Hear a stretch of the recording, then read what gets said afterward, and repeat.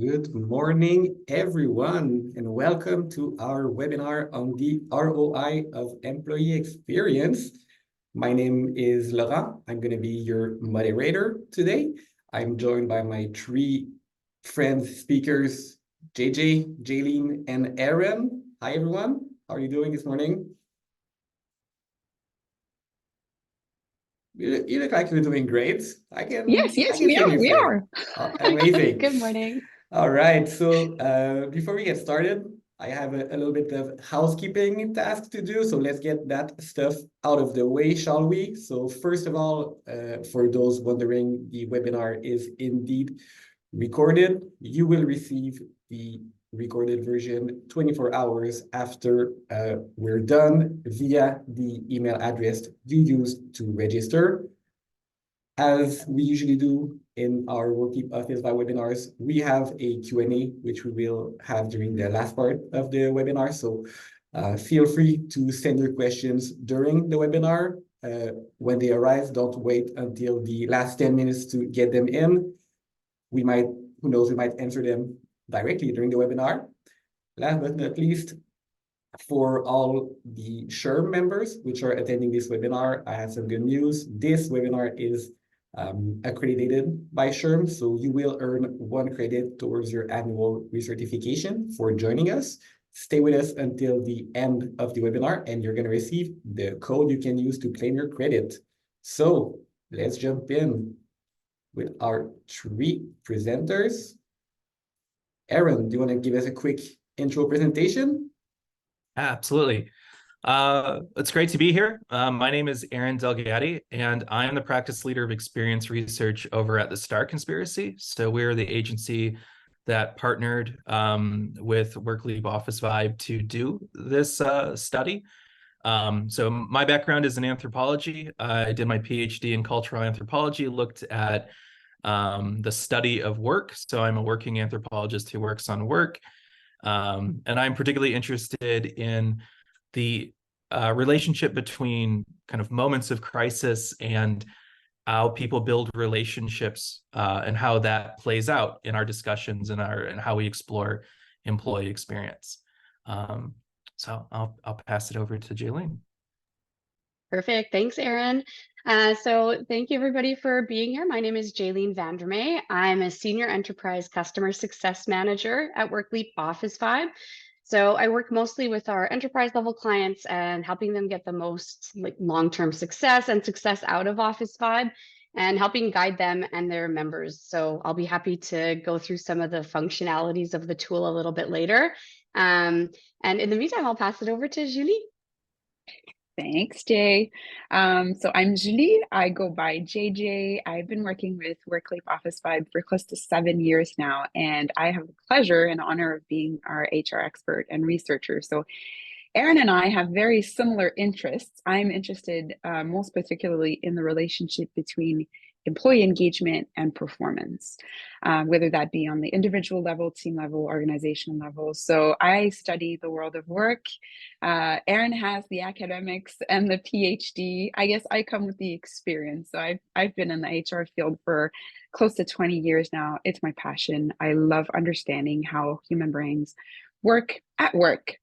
So I partner internally with a lot of our teams, including our CSM, so Jaylene's team. And big bulk of my work is to do research, mainly with our users. So I get to sit down with managers, HR leaders, business owners to understand their challenges. And then I extract all of the insights, and I help guide our product strategy. And I work closely with our product team. So that's it for me. Thank you, JJ. Thanks everyone for your presentation. Pleasure. I feel like we have a nice bunch today for the webinar. It's going to be some very interesting conversations. Speaking of conversations, what are we going to cover today exactly? So we're going to have 3 main sections to this webinar. First of all, we're going to dig into what's the ROI of employee experience. As some of you may heard or read, we published a report recently on the ROI of EX in collaboration with Aaron and the Star Conspiracy. So we're going to go over the findings from this report for those who aren't familiar with that piece. And then after that, we're going to take it one step further and show you how you can unlock the full ROI of employee experience with some actionable strategies for you and your organization. And then we're going to showcase EX tools as a strategic partners that you can use to unlock the full ROI of employee experience. Before we get into it, I have a little question for you.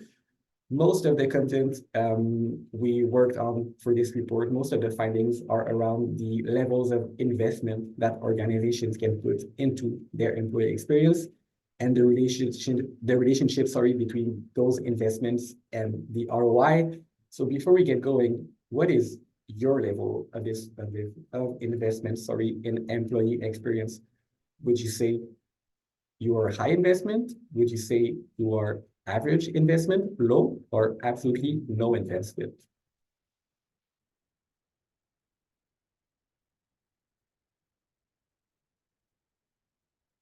While people answer the survey, do we want to get started? First section, what's the ROI of EX? Aaron? So yeah, so this research, we talked to about 700 folks, and the survey was really focused on several key ideas. One was, to what extent are you currently investing in employee experience? And we looked at that across several different factors.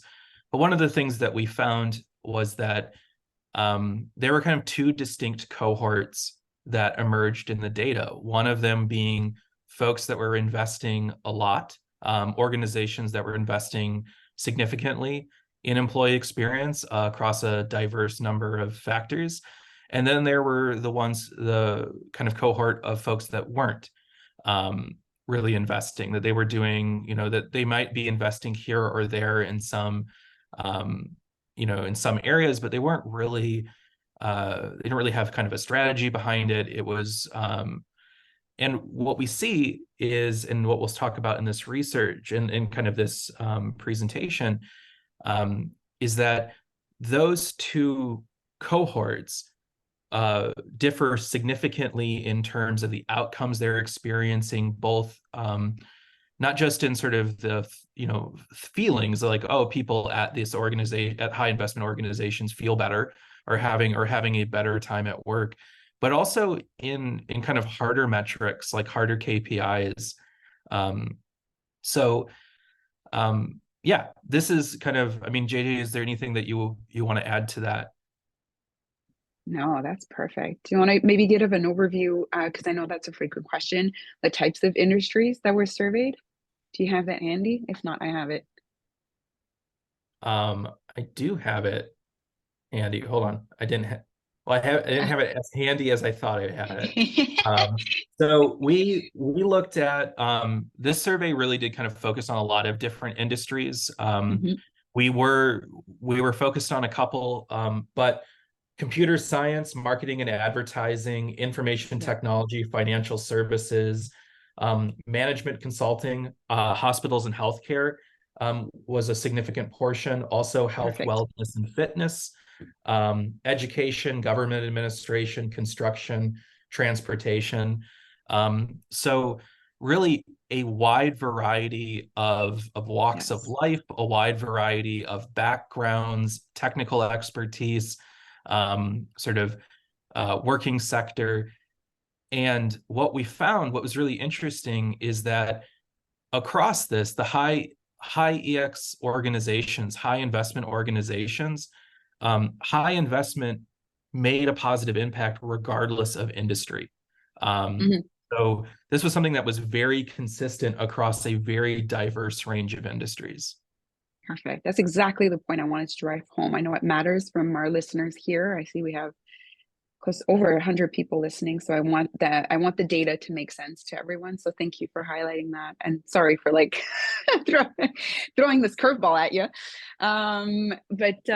Yeah, what a great segue into maybe defining a couple of things first. But let me, as I always do, paint a picture of like, so we dive in from the forest to the trees. I'll just start maybe with a little context before we start throwing fancy terms at you, like the one we have on the slide. What is a high EX investment organization? So just to set the tone, basically the point we want to drive home here in this hour that we have together is that employee experience really creates more than just happy workers, a lot more. This is not about creating fancy places where people have fun. It's about much more than that, tying into business outcomes. And I'll come to that in a second. So this is what we're going to explore today with really a data lens. And we're going to be discussing some of the key findings, amazing findings from our most recent report on specifically the ROI investing in employee experience. So let's call out the elephant in the room. It's a tough context right now for all of us personally, as a society, for businesses. And we see every day talking to customers, Jaylene, you would know this, of course, we're struggling. We're seeing companies really struggling to grow, stay competitive in a really tough market. And if there's one word on everyone's mouth is increasing productivity and performance. And we talk to companies day in, day out of all sizes amongst our client base of over 8,000 people across all industries. The talk is about cutting costs and asking their people to stay on board and do more with less. And this is causing really high levels of stress, burnout, to only name a few of the consequences. And so for employees and employers and leaders alike, the bottom line of all this is increased friction in the workplace, which is causing more of the workforce to be disengaged and quit. And we all know the costs associated to that. It can cost up to 2 times an existing employee's salary, considering the loss of productivity, the cost of hiring, onboarding, and training that new person. I think that point has been made really clear over and over again. And who's being asked to save the day? Well, of course, HR leaders who've gone from somewhat of a transactional function to being expected to be a really strategic leader inside the organization. And of course, who's making all this a reality? Managers. I think in every industry, they're the ones that are under increased pressure. We see that in the numbers. To drive greater performance and keep performers in their seats. Like retention is a really tough challenge. So what's the answer? Well, this is not as easy as providing a recipe to cook some delicious Christmas cookies. It's a tough one. And there's no silver bullet, but there is some critical elements that can work for every company. And if they try to focus on meeting these 2 goals, so like I said, improving performance and retaining high performance, the common element to that answer is employee experience. And in really tough times when we're trying to do more with less, in the conversations that we're having with all of our customers, whether they be current customers or potential customers that we're talking to, the one question we hear over and over again is, well, what's the real impact on bottom line? Like no one's against virtue. Everyone wants to provide a good employee experience, but what's the bottom line in tough times? That's the question CFOs and CEOs are asking to that HR leader looking to invest, whether it's through, more people on her team, more investment in tools like Office 5. That's the tough question. Show me the impact on the bottom line.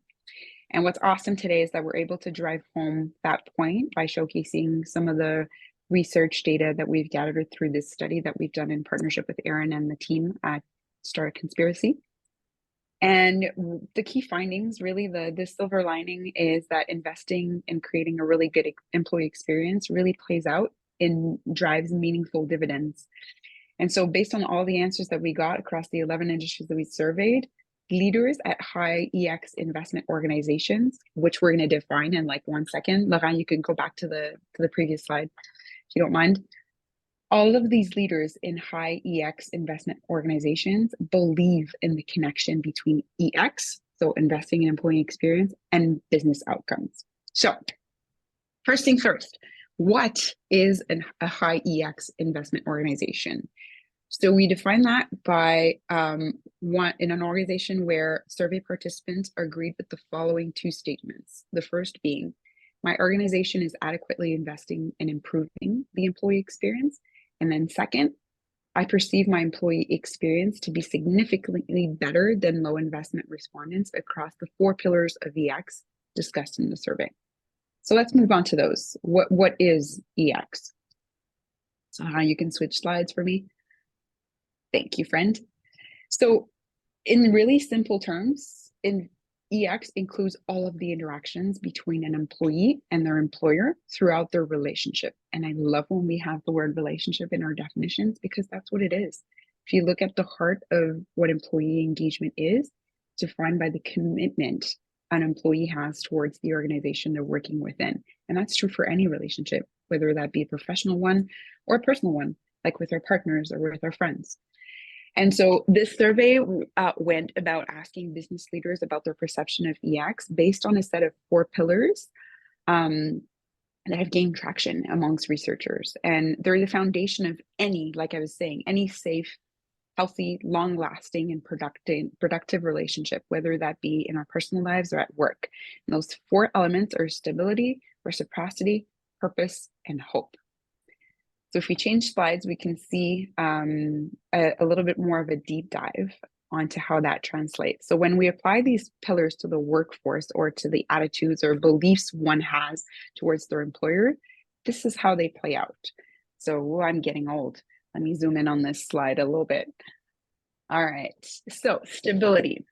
So basically, how we define that is by employees feeling like employment at their organization is stable over time. They feel safe, they feel secure. And you can already see here some data on the slide speaking to a huge difference between high EX investment orgs and low EX. And that'll stay consistent across the findings that we're presenting. For pardon my French, reciprocity is about employee respondents agreeing with this statement. So employees and managers at my organization have a relationship of mutual trust and respect. We know how important that pillar is in any type of relationship. Trust is everything. And there needs to be this feeling of this is an exchange. I've got your back. You've got my back. We're in this together. Which brings me to speak to purpose. We all know how it's important to understand our purpose in life, but also individually at work, how the work that I'm doing here as an organization contributes meaningfully to our business goal. What is my part in this bigger picture? And we see here a super huge difference between high EX investment orgs and the lower ones. And then finally, there's hope. Yes, there is hope in these crazy times. So this is about employees feeling that the organization is genuinely optimistic about the future of their career. Again, here, kind of a big difference. All right, on to our next slide. So why does all of this matter? Well, let me drive that point home for everyone. It matters because this research has proven that great EX, like I said earlier on opening, is not just about creating this happy place for our employees. It actually translates to clear business advantages. So some of them you're seeing obviously on this screen. We're really happy to be able to prove that with our own data, with our own survey. And what we're noticing specifically, and I'll name a few percentage differences that we've seen again between high EX investments and low EX investment organizations. There's a huge difference in employee engagement, of course. So 46% for high EX investors, while we only have 31% for low EX. Turnover, again, quite a difference, 39 for low EX, 46 for high EX. And then I think the one that's probably speaking the most is productivity, which we can translate into higher job performance that we're seeing here as an outcome on the screen. So 31%. So what I'm saying I'm saying respondents who agreed or strongly agreed that the stated KPI has improved over the last year. So the difference we're seeing in productivity, something on everyone's mind right now, is 31% against 43%. So if you're not convinced by the numbers, I don't know what more we can throw at you in terms of stat, but really what it boils down to is this study has really confirmed that it's really absolutely worth it to invest in EX through programs, strategies, tools, and that it pays off.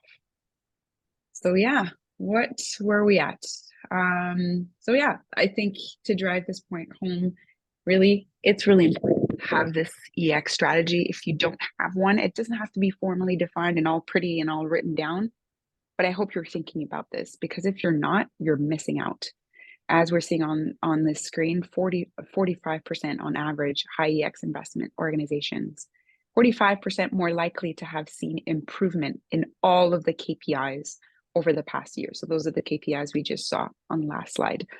And then areas where we had the most difference, most extreme differences between those two types of investors were employee development goals, employee feedback, employee recognition, and customer satisfaction. So the first three play a huge role in the study, the science of employee engagement, which we are very keen on at Office Vibe.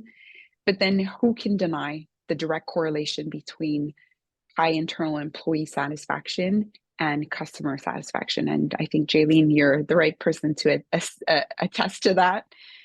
When you have highly engaged team members, that reflects in how they serve your customers, whether you're in the service industry or in the quality of the product that's being built inside your organization. There's a direct correlation. You can see the gap is pretty huge.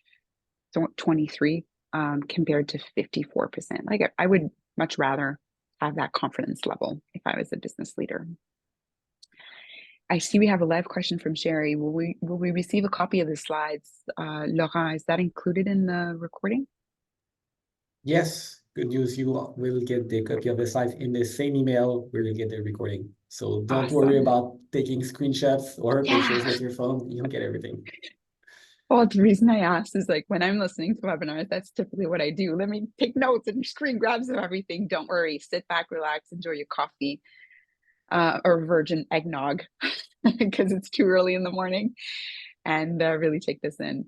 So a lot of data, right, Aaron?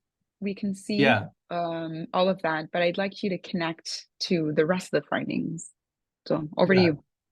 So, you know, when JJ is talking about a strategy and having a strategy and formulating out, you know, what are you going to do? That's incredibly important. But at the same time, it's also important to understand kind of, well, what does your strategy entail? You know, what are the different steps of it? And what we see a lot, and this is the data, like we see this just in the industry in general, but we prove this as well with the research that we did, is that a lot of people kind of stop with the collecting data. The measuring. There is a lot of data collection out there. And what we see is that, you know, maybe like, you know, several years ago, a decade ago, the idea of data collection, of doing annual surveys, pulse surveys, of doing like an EMPS or something like that, was pretty new. It wasn't a lot of people weren't sort of going through the process of collecting data. There are a lot of tech solutions out there now that make data collection possible. There's a lot of survey tools with automation and whatnot that make collecting data easier than it's ever been before. But that's not really a strategy. A strategy is about doing something with the data that you collect. You can collect all the data in the world, but it doesn't really make any difference. You know, this is kind of the analogy that I use often with folks is like, you know, if you move into a house and people buy you a bunch of tools when you get your new house, they're like, oh, here's these tools. And you fill your garage with all of these fancy tools. I have a good friend who got married, bought a house. All of like people just kept giving him tools and tools and tools, and he filled his garage with tools. And I was talking to him in his garage one day. I'm like, wow, you got a lot of tools here. And he goes, I don't have any idea how to use any of these. He's like, I don't know what to do with this. He's like, I got a table saw. I don't know. He goes, I'm not going to use that thing. That thing scares the crap out of me. And so we see this, what we looked at was not just how much data are people collecting, which you'll see that between high investors and low investors, that low investors are actually collecting a bit more data than the high investors. Yeah. But when you compare confidence, when you look at sort of how confident are you? How effective are these methods at capturing clear and accurate data? How confident are you that you can use this data to impact, positive change in your organization? It's a significant drop in confidence for the low investment because there isn't that strategic element. Collecting data is not a strategy. Collecting data is a process that feeds a strategy. Like, you actually need to know how to use the tools. And it's okay if you don't know how to use them. Like, that, not everybody knows how to use them. But if you're collecting data, the next thing you need to be asking is, okay, what are we doing with this data? What is our strategy? And if you don't know, then you need to do that homework. If you're stopping at data collection, if you're like, wow, we have a ton of pulse surveys, look at this data, isn't it neat? That's not doing anything for you. It makes you feel a little bit better, but then you'll start wondering, well, why aren't we seeing any improvement? It's because collecting data is not a strategy in of itself. It's just something that helps feed a strategy and let you know if the strategy that you've devised is working or not. Yes. All right. So to Aaron's point, I guess the only thing I can add to that is do it with your people, but also identify the strategic partner that can help you. And that can be an external firm. That could be a partner like Office Vibe who brings you the tool and the guidance. However you choose to go about it, to Aaron's point, it's really important to leverage that data to inform business decisions. So what really matters is being able to take that data and translate it into actionable insights and strategies. And what's been really clear, and what this research has demonstrated, is that leaders can make a really strong case for the ROI of these two critical activities. So collecting quality EX data with the right tools, I think that's become some sort of a no-brainer, I find. The second part is supporting people leaders to be able to use data-backed insights to design HR strategies that create value for the organization. And I cannot stress this enough, this is not only HR's job. It's really powerful to share that data across all levels of the organizations. And by that, I mean C-level, I mean director level, I mean first line manager level. And yes, your employees. It does make a difference when you're collecting that data and when you're asking your employees to fill out surveys or pulse surveys or whatever input you're looking to seek from them. It's really important to share back that data to them. But most importantly, be transparent about what you're doing with that data and enable all levels of the organization to be taking action on that data. And that's how you drive change. That's how you end up with a powerful EX strategy. It's when you're making something of that data that you're collecting. All right, let's get to like concrete advice. Let's stop with all these theories and these numbers and actually discuss some of the tactical things that you can do to unlock the ROI of employee experience. So I believe, Aaron, you're first. Yes. All right. So kind of first and foremost, I think what you need to do, and the kind of subtitle here, the with your people, is I think indicative of this, of like, you really need to listen to what your people are saying. And what the point of all of that data collection should be is asking the question of, well, what do people want? Like, that's what pulse surveys and 360s and whatnot are like. What do people want? What do they need? Overwhelmingly, data suggests, you do a survey of across any industry, and you ask, whoa, what do you want? What would make your life better? People say more pay. That's a given. You'll see surveys sometimes will say, well, actually, like it's always some shenanigans that people have pulled. But a lot of times, like more money and raises just isn't feasible. Like, it's not something, it's like we're not in the best of times right now. This isn't the 80s. Like, this is this is post. 80s were great. Yeah, 80s were great if you lived through them, except for the Cold War. It was good times. But So what can you do? Well, a really Mhm. close second to pay is opportunity, is growth, career development. Yeah. So people want to get better. So this goes back to this idea of reciprocity, is that people want their relationship with an employer to improve their situation. And if they're improving their employer's prospects, they want their prospects to be improved as well. Um, and so one of the ways that you can do that, like you might not have more money to pay people, but something that's within your control as an HR leader, and also within the control of the people leaders at your organization, is get really serious and really mindful and really, thoughtful about how you approach career development. That do you have career paths and development programs that are clear, that are accessible, that people know that they can do? Is your review process actually a review process? I mean, how many of us have gone to an annual review and had a manager act like it was kind of just a formality or something like that? They're like, oh, don't worry about it. Well, I am worried about it. I worry about things all the time, but I am worried about it. This is this is important to me. And if you're a manager that's walking into these things and saying like, this is no big deal, that's a total mystery to the situation on your part. It is a big deal.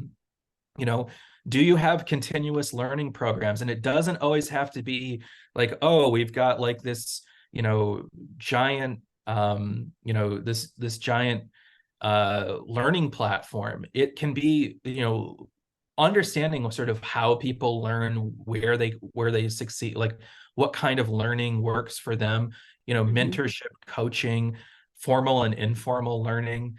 But then also promoting psychological safety, that this is a place that is safe to grow.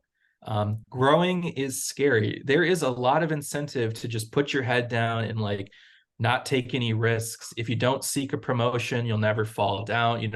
If you don't seek the promotion, you can't get denied for the promotion. So creating a space where it is okay to strive for something more than where you're currently at, a culture of leaders that take that seriously and who see a huge part of their job as cultivating the future of this company through employees. And the fact is that some of those employees will stay with the company and some of those employees will go elsewhere. But people will do their best work for you when you are investing in them, when there is that reciprocal relationship, just like in a personal relationship. When people start checking out of that relationship, that's when things stop getting done. That's when date night stops happening. That's when the holidays aren't that fun anymore. So what you can control is how you reciprocate as an HR leader and how you empower your team to really understand it. And a lot of times, managers have like, they think that going in and doing the whole, whoa, that's no big deal. They think that like creates like more of a, that's like a bedside manner type thing. It's going and coaching those leaders to understand that, like, look, this is like where you need to really show up and like celebrate progress and acknowledge progress. And if like this is a big deal. What we do see, when we look at this data, kind of bringing it to this data here, is that the distribution, when you look at sort of at the top, you've got strengthening employee manager relationships. At the bottom, you've got promoting ownership among employees. You see only a difference of 4%, 24% to 20%. When we see a distribution like that, what that shows is that in general, like the total population is kind of just trying everything. Like there is no sort of dominant strategy. People like, oh, let's promote ownership among employees. It's like, are you really promoting ownership though? Like saying like, oh, we need to own our jobs. Like that's not the same as saying now you all have equity. That's quite different.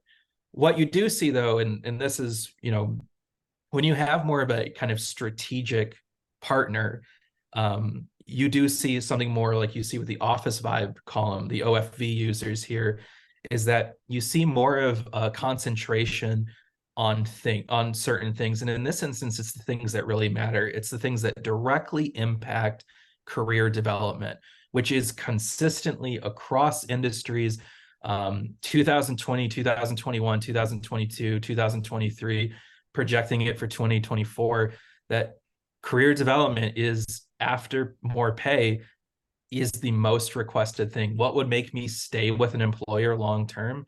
If they invest in me as much as I invest in them. So you spoke to psychological safety, and I wanted to double click, deep dive. The expression is becoming way too popular. I want to deep dive on psychological safety because, to Aaron's point, this is something that's universal to what we look for as human beings in this desire or need for reciprocity. Damn, that word, is really the concept of it feels safe. I can be myself in this relationship and I can bring everything that I am. But I want to stress on the importance of team psychological safety. So I want to bring that down, although it's really important at the organizational level, to really the team level, because a lot of that reciprocity, when we think about our relationships at work, is in that manager-employee relationship. And you alluded to that a little bit earlier. So really what it is, team psychological safety is a shared belief held by team members that it's okay to take risks. It's okay to express their ideas and their concerns, to speak up with their questions and to admit mistakes. All, and the important part here is all without fear of negative consequence. That is really what team psychological safety is. So in other words, and it was Amy Edmondson that coined this term quite a few years ago, it's felt permission for candor. You know, this thing where we open up with sentences with like our friends or like hopefully our colleagues at work. It's like, I'm going to be truly honest with you. This is how I feel. This is how I interpreted this conversation. This is what I need from this relationship with you, my manager. And if you haven't looked at Amy's work, she's absolutely amazing. Please check out, just type Amy Edmondson on Google and you'll find everything you need to know. And she was the first that landed on this concept. She was doing research for her PhD, and she had set to study the relationship between error making and teamwork within hospitals. If you don't know, I'll tell you a little bit about the story. And she was expecting to find that really effective teams were those that made fewer mistakes. Haha, proven wrong. She actually found that it was that the teams who reported better teamwork that seemed to experience more errors. And when she really dug into that data, she began to suspect that better teams were making more willing to report their mistakes, actually, because they felt safe doing that. Anyway, she went on to explore that hypothesis. And when you read some literature or listen to some talks, I love how she points out that it's a little bit more magic than actual science.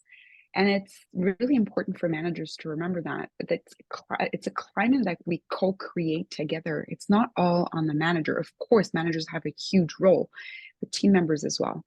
And it's something that happens in really mysterious ways, right? Like in relationships, you can't quite put your finger on it, but I know from experience that anyone who's worked on a team that is marked by silence and the inability to speak up, they know how hard it is to reverse that.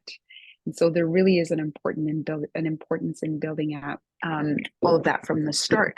This is what I have here on the screen. I want to put an excerpt from a really interesting research highlight from MIT Sloan Management Review that I was reading the other day. It's fairly recent, like March 2023, and they did an experiment. You can read all about it. You go read the article. It's pretty short. What was really interesting is in their findings, you need to start where the team is at. And some of the tactics that you're going to be experimenting with will depend on where the team is at, right? If psychological safety is really high already, maybe some of the one-on-one conversations that are taking place between the manager and the employees can be about really tactical things like removing blockers. But if it's a new team where psychological safety is being built, maybe there is more time that needs to be spent on establishing the basics of how we work together as a team. So things like defining team norms and principles, and defining what it is for us to be in a psychological safe teams, and having a lot of conversations around that is the right place to start. Really, it's about meeting people where they're at. Same thing, managers, about meeting your team where they're at. So a lot of what goes into, I guess, creating this psychologically safe environment, if you're a manager listening or an HR leader looking to support your managers, it's really rooted in good management practices, like we've been speaking to in this conversation.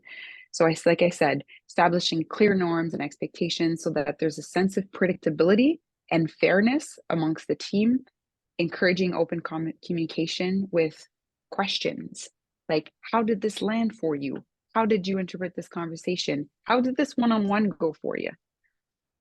So encouraging open communication, actively listening. It sounds like basic, but listening when your employees are sharing those concerns, making sure they feel supported in their journey. Like you said, to your previous point, having those career conversations on an ongoing basis really makes a huge difference. And then I think the last part, which we tend to forget, is showing appreciation and humility when people do speak up, not looking to defend the argument or share another contrasting point of view, just really celebrating that moment and saying, good, thank you. I'm listening and taking in what it is that you shared. Now let's talk together about how we can build moving forward. No magic recipe, but you've got some tips here on the slides. So Erin, you kind of alluded to that a little bit earlier when talking about career development. Do you want to share more about revisiting the annual review process? Yeah, absolutely. And also somebody, an anonymous person asked in the Q&A, and I think this is a good answer to that. They asked, what are some low cost, high impact strategies that we can implement to see a quick but sustainable increase in EX? Revisiting your annual review process is one of those things. It's something that you can do literally today. It's something that you can do with your managers. And that's kind of twofold. Like, your annual review process should be a production. It should be something that is,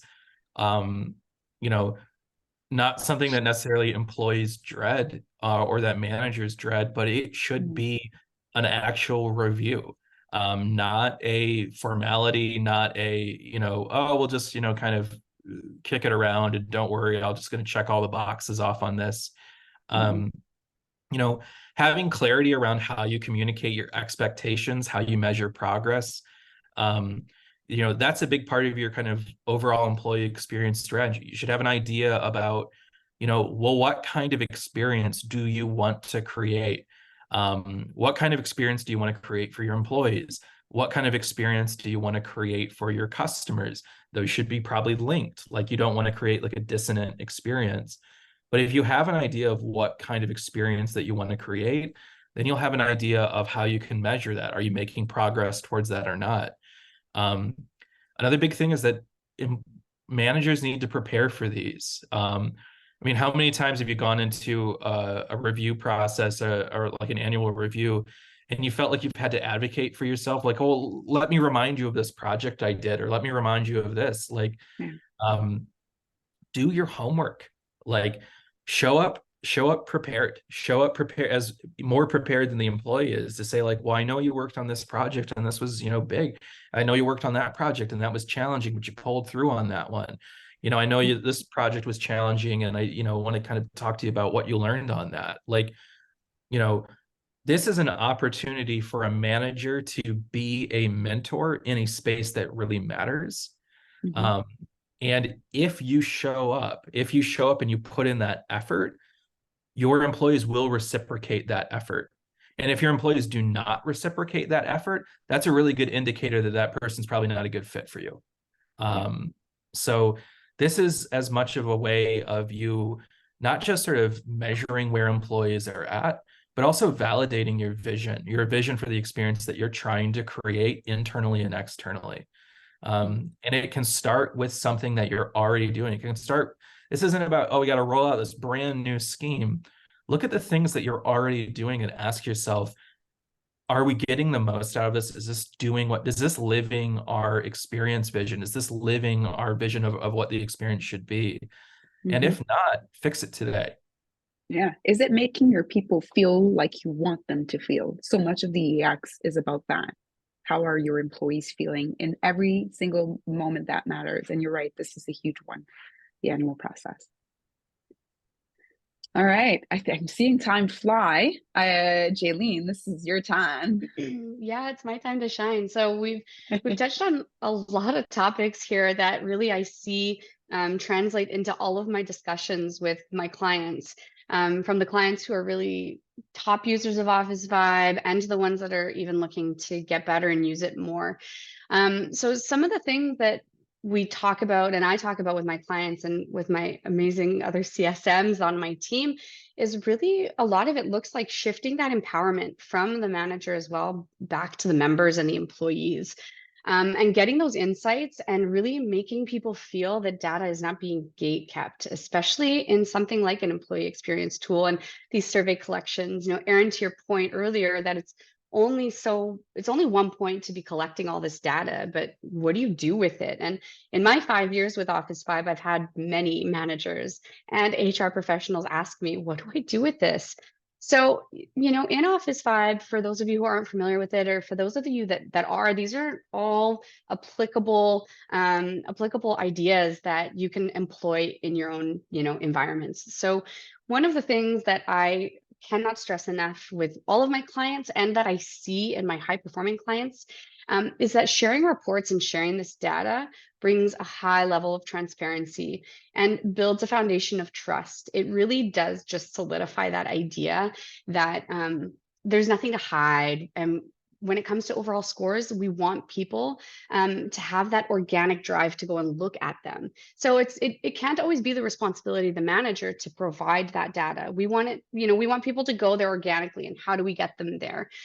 So sharing results is a huge deal. Another one is one-on-ones. Those frequent touch points that managers and their team members have are a really true safe space. And that's where, when we talk about this idea of career development or the space to ask questions or the space to fail, that's where a lot of those foundations happen. And I think that it's really important that managers provide that space. So we have a really fabulous one-on-one tool. I'll demonstrate a couple of the points of it in a minute here, but I think that what differentiates our tool is that the agendas are always collaborative. So again, it's shifting that empowerment from the managers to the members. I want you to contribute to this. I want to hear what you say. And in previous webinars that I've hosted myself, I've always said, managers, you should be listening 80% of the time in your one-on-ones. It should be 80% listening, 20% talking. Create that space of transparency and trust for your members to just come in and say what they need to say, and have that availability. As a manager, a lot of your task in this is to make that space and make it a space where members feel that they can come to you and unleash all of that. Now, another big tool in Office Vibe that we'll see is, is feedback, that qualitative data that we're seeing, and timely responses to that in any EX platform is very important. And providing the expectations ahead of time of what members can expect to hear and when they can expect to hear from their managers, because answering feedback encourages people to leave more feedback. So again, it's creating that open-ended and timely area where members can really feel safe to express themselves. And when you're creating those open-ended responses and not just thanking people for feedback, it encourages that extra step of conversation rather than just an answer. And action items are my last favorite point in Office Vibe that I think maybe they could be utilized a lot more by managers, because they really show this vulnerability and that reciprocity that JJ has been talking about this whole time. There's that word. It really shows that vulnerability, that managers are okay and welcome to being held accountable as well. Creating those action items where you and your members are both holding each other accountable, it really, again, shifts that empowerment to the member. So it shows that there is room for, that members can take advantage, that they want to show that the development is really being invested in on both sides. So as promised, I'm going to jump into our platform really quickly. And for those of you who aren't, really familiar with Office 5, this could be new for you. But for those of you who are familiar with it, I hope that this is maybe something, stuff that is new to you. So this is the homepage for our manager, Barbara, here. And the first point that we talk about really is about sharing the reports and where can we see that. So in our survey reports under the Pulse survey, we've got Barbara's team selected here and we have a sharing toggle. So any of my clients, if any of my clients are in this call, I'm sure you can attest to the fact that I've told you to share your reports, whether it be at the organization level, at the team level, all levels. I track the percentage of sharing reports for all of my clients because I'm invested in that visibility for members. So you can toggle this on. And of course, we understand that some of this stuff can't be shared because more of it is sensitive. So we do hide things like participation rate and more granular question results. There is, something to be said about keeping some data points back for managers. But when members go in, and here we'll quickly hop over to what it looks like for the members. As a member, and myself included, I go and check my survey results on my team all the time because I want to know. And as a member, I can say that it empowers me to bring topics up to my manager, and it shifts the responsibility. It really does, because when I can go in and say, oh my goodness, like our relationship with peers looks like it's gone down in the past little bit. What do I see? Okay, collaboration with peers is something that maybe I want to bring up with my team now. And so now you've taken the responsibility out and really empowered your members to bring up those conversations. So again, to the point, we have all this data. What do we do with it? This is one of the ways that using Office 5, you really have actionable data that your members can help you take action on. So it can't always be the responsibility of HR, and it can't always be the responsibility of the manager. And we don't want it to be that way. We want that empowerment across all levels. So the next thing I touched on was the one-on-ones. I'm just going to show you an example of one of the great templates I think we have in here. And we have the ability to create your own templates to share and create templates for the organization so that people are always aligned on where to go and how to start. But one of the great ones I think is the career development talk. Erin, you touched on this as well. How do we use our data to create this space and create career development? You're right, times are tough. Maybe we can't all get those raises that we want because who doesn't want to bump up? But career development and showing that there is that, cooperative build in the right direction. So we can always say, it's open. Tell me about a time of something you were really proud of that you accomplished. Those open-ended conversations where in this one-on-one, we're going to rely on the members to tell us and fulfill these questions. And like I said, these are collaborative. So when you do invite a member to collaborate, they have complete freedom to add talking points. And when I am seeing my clients use these tools and we're looking at different templates and things, we really do see that it does pay off. The members are going in there and adding their talking points. And, even in our own teams, we use the tool. We want to see that members are adding and we go in and add our own. So like I said, creating that space for that 80% of listening for managers with the collaborative agendas, we see that it just really helps with that, reciprocity of conversation and building together. Feedback response is also a really important one. Like I said, that timely response and creating open-ended questions. We've got anonymous feedback or non-anonymous feedback. What I do love as well is that we do have in the help me reply area, a lot of support for managers. Sometimes responding to feedback isn't a skill that you've had to flex before, or maybe you're not comfortable flexing it. So we do even have built-in talking points to give you a jumping off point. So for example, we do have things to really open that question and open-ended, create that space for it to be a reciprocal conversation so that we have time to go back and forth. And then last but not least, on our homepage, we also have the links to action items. So for example, we can see here that this manager, Barbara, has 2 action items related to one-on-ones with different members of her team. So this links not only to the one-on-one that they had together, so you can see that it was produced from a conversation, but both member and manager can see that. So now if it's my manager, I can say, hey, have you had a chance to look at that action item we talked about? Because it matters to me. It was part of my career development talk, and I want to make sure that, we're both invested in that. So when we're talking about that, those are some of the things that, that I see in my clients. When we're talking about psychological safety, it is really about making space for those tough conversations and transferring that empowerment over back to the members. Wonderful. think- I'm so excited. I've seen this for 7 years and I'm still excited. So Thank there we you, go. We'll Jaylene, pass it for back. Yeah. like making this so concrete and driving all of the points that we talked about really Oh, in a yeah. tangible way. Yeah, my pleasure. My pleasure.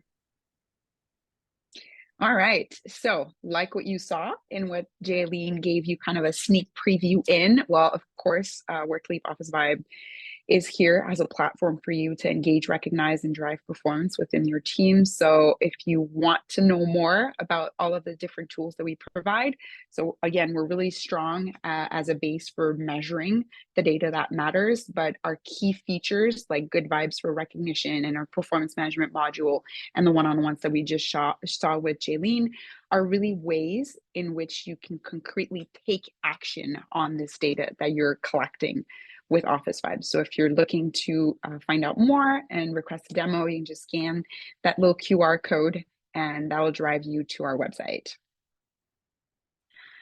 Now, Aaron, you want to tell us a little bit about the Star Conspiracy? Absolutely, yeah. And so, you know, like kind of what we've talked about today is that we're really kind of thinking about what the kind of experience are you trying to create for your employees, and that the experience that you create for your employees does matter. It matters not just, again, with the, oh, it feels nice to work here, but those positive vibes actually do translate into tangible gains. Like it improves the overall resilience and stability of your organization. You have better performance. But a key to that is having an understanding of, and I talked about this on the previous slide, but to understand what kind of experience are you trying to create? And you can put a lot of thought into what kind of experience are you trying to create for your employees? What kind of experience are you trying to create for your customers? What kind of experience are you trying to create for your shareholders? So on and so forth. Anyone who comes into contact with your organization. But the important thing is actually really having a vision about what that experience looks like, and how that vision, the experience that you're trying to create for your employees flows through to the experience you're trying to create for your customers, and vice versa. That it's not disjointed. It's not, oh yeah, like it's really nice to work for us. It's really nice to shop with us. But then when you come and work with us, it's like working for Ebenezer Scrooge before the ghosts. Like you don't want that experience. But it's a difficult thing sometimes to kind of create. And so one of the things that we specialize in at the Star Conspiracy is helping you develop what is your strategy for experience, and how does that strategy flow from the customer's experience, the employee's experience, the stakeholders' experience, through all of these different aspects. We have them all listed here, all these different, aspects of your brand, your messaging, and so forth. But how do you create that sort of consistent vision of experience? So that's what we specialize in. If that's something that you're interested in learning more about, if that's something that you're interested in, you're like, yeah, we really need to get our vision around our experience sorted out, look us up. So nice. Thank you. All right. So we have Laurent, you're pulling in the last quiz question for people who want to learn more about working with Office Vibe. If you want to learn more about Office Vibe, just feel free to scan the code that we showed in the first slide before, and someone from our team will contact you. Perfect. I think there's also a few people that wants to contact you, JJ, from what I saw in the chat. Yeah. So I guess I provided my email address, so please feel free to Perfect. reach out. It's my pleasure. Let's jump into the questions. I saw a few in the chat. Let's take 5-10 minutes to go over the questions we have. So first of all, do you have any real world EX success stories to share? Oh gosh. I think Jaylene, do you want to go? You do? I do. Oh, but no, Jaylene, you go for it. I would love to hear what you have to say first, Aaron, because I could talk about Office 5 stuff, but I think you might have some really good insight outside of the Office 5 world. Okay. So this was, so before I kind of worked in the world of like work tech and internal, research and whatnot, I worked in breweries. So I was a big part of like, there was a brewery experience kind of explosion in the US and in Japan. Mhm. And this is actually from Japan. So experience is not just sort of an American or Western phenomenon. It's work experience. If you go to work, you experience work. So it is a human thing that happens. But so I was in Japan and I was working with a brewery, and this brewery was broke. Like they were just no money, like at all. They had zero startup capital. They were brewing literally in a broom closet. They'd have to take the brooms out and brew in the broom closet. But they were not a particularly successful brewery in terms of having all the money, but they were a very successful brewery in terms of they were always packed with people and they always had staff, and the staff loved working there. And one of the things that the staff would do was that they recruited a bunch of college students from a local art college, and they let the art students draw menus and things like that, draw sort of graphics, and I asked them about that, and they're like, well, yeah, we just kind of asked. We asked our employees, like, well, where do you want to contribute? Like, we know that bartending can get boring. We know that cleaning can be boring. We know that waiting on customers can be boring. So what do they like to do? So they took the time, they asked about it, they gathered and because they were a bunch of art students, they were like, oh, let's give them creative control over the aesthetic of this brewery. And there were some, brand guidelines, but because they were able though to keep this staff for such a long time, they were actually able to organically develop a set of brand guidelines because they had the same 5 artists who were there constantly. They worked flexible schedules. They were literally right down the street from the college. And because they took the time to listen, they took the time to actually not just listen, but how can we implement this in a way that's not pandering and not just like, oh, that's nice. Like this will be like real skin in the game situation. Some of the art students would like submit their drawings for like different classes for like brand design and things like that. They would bring professors down to say like, look, this is work we've been doing. There was a graphic designer who would like make all of their like online stuff, and he would submit that as like assignments and things like that. They had real skin in the game, and they had real like ownership, not in the pandering sense, but ownership in the sort of like, we are developing this brand, and now I have a whole portfolio. When I want to go out onto the market myself, I have a whole portfolio of real world things that I have done. And the business got a consistent set of brand guidelines without having to pay for it. And the employees got, yeah, that's beautiful. Yeah. It's so simple, but like talk about a living example of reciprocity. I mean, yeah.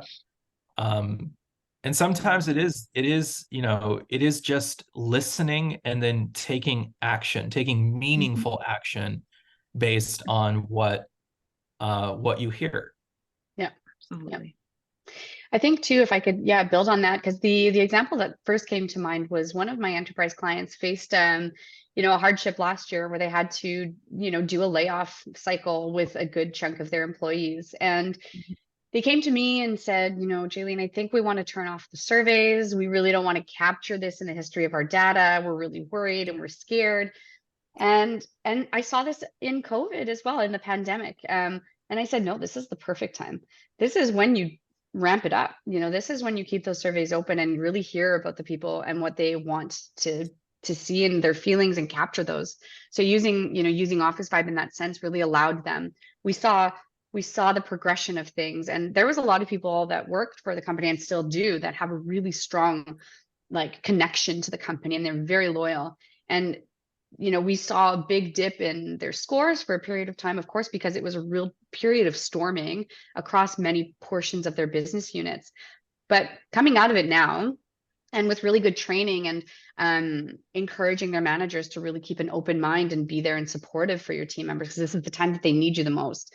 This is the time that they're going to want to lean on those data points and those open, qualitative areas where they can really contribute, really helped them. And to your point, Aaron, really gave them, just listen, like you have the space for all the managers and the HR staff to just take it in. Because even though you don't want to see it, I talk a lot about the trends of the scores is really what's more important than the numbers themselves.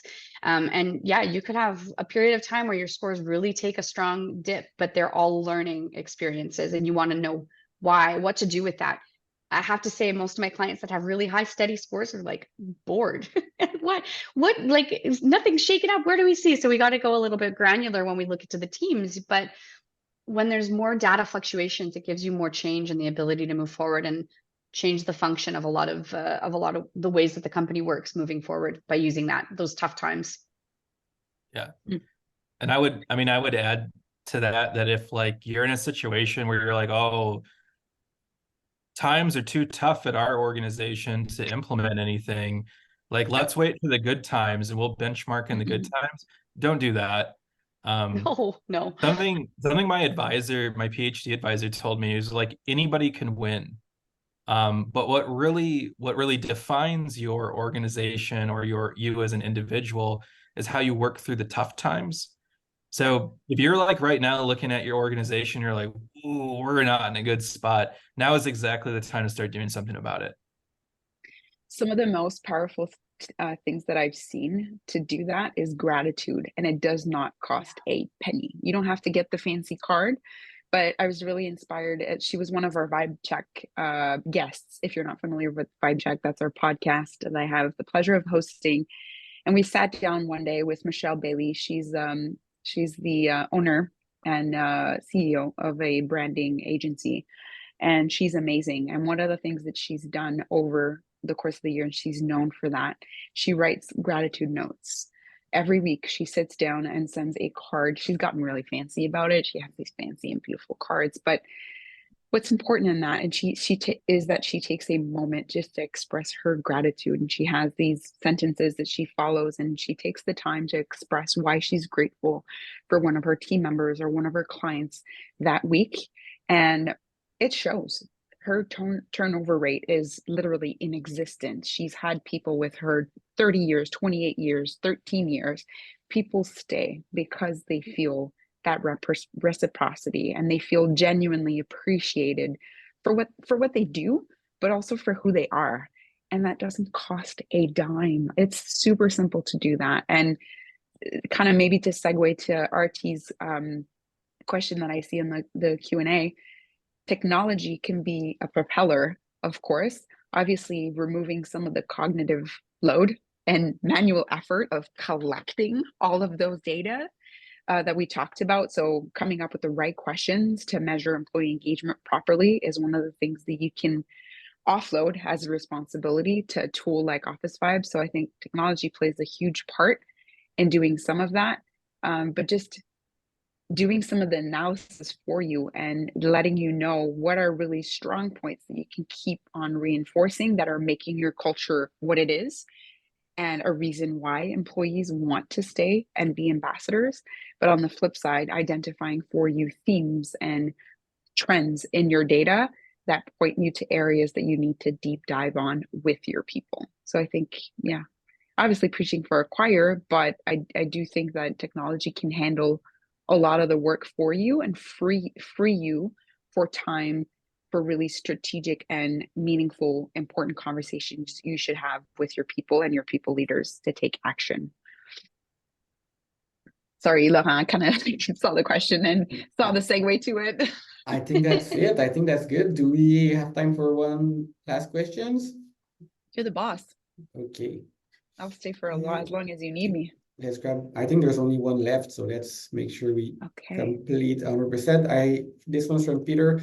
Sometimes there's a lack of internal visibility on EX initiatives. How can companies better communicate the ROI of EX to their employees and stakeholders? What a great question. I just went, so anyone, any two of you want to chime in? Hold on. Yeah. I mean, for me, it's hard to know, like specifically to different sectors, but Aaron, if you have something. Yeah. So, one of the things I think to do is to talk about it. Like, I know like I know like HR, you're being pulled in a bunch of different directions at the same time. Mhm. And it can feel like you're kind of like toiling in the HR dungeon, and you're just like, oh, you kind of come up from time to time, and you're like, well, hello, how is everybody? All right, bye. And I think that,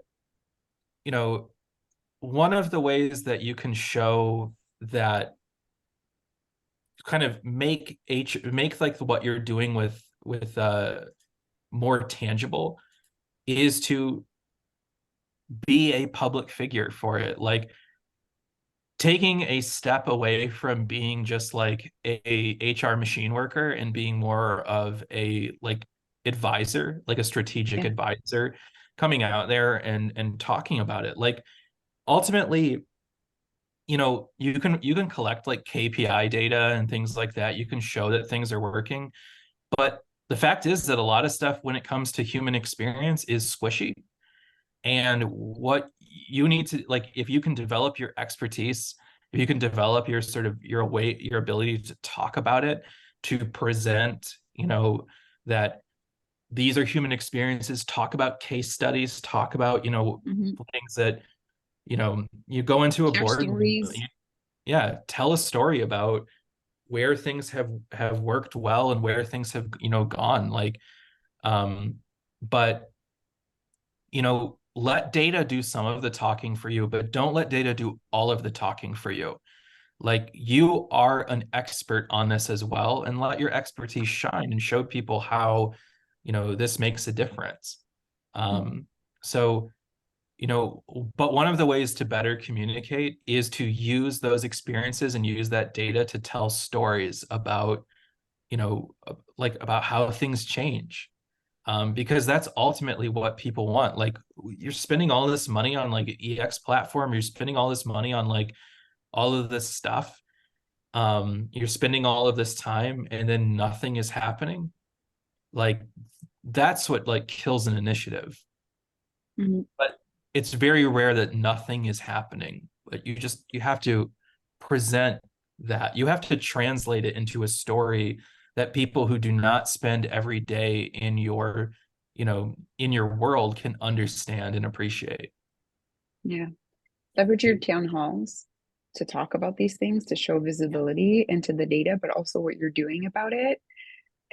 Humbly too. If it's a bad score or bad data that concerns you, be transparent about that and involve everyone just by sharing the information. They'll see that it's worth it for them to share their insights and their input.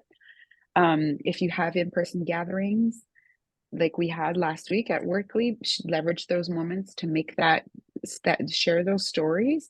If you're solely relying on digital means of communication, leverage your Slack, leverage your emails to share stories, or maybe, little quotes from employees that have shared some of the things that have, benefited their employee experience positively. Share some of the programs that you're building. If it's on the benefit sides, be vocal about it, even if it's on LinkedIn, which has an incredible impact on your employer brand. So don't be shy, to Aaron's point, to leverage the means of communications that you have and be curious about other ones that you could create to share those all of those great strides that you're making. If I may add, we also published a tool this year to help you calculate the ROI of your employee experience. This is a Workly ROI calculator. You can use it, submit it, and then you'll get your result page where you can play with those numbers and see what the actual return on investment you can achieve from investing in your EX. So I'm posting it right there in the chat. If you want to follow the link, take a look at it, let us know what you think, and hopefully this can also help you communicate the ROI of your AX a bit easier. Oh, hi, Samantha. I see her popping. I know her.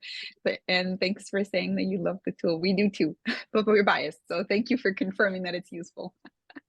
Amazing. Awesome. So I think that's it for today.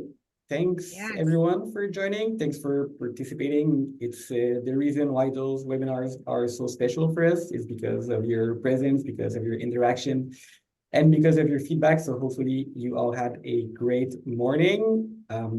Any last words from our speakers? Just thank you Thank so much you. for having me. So it's Yeah. a pleasure to talk about it. Yeah. Likewise. All right. Have a great day, everyone. Thank you. Bye. Bye. Have fun.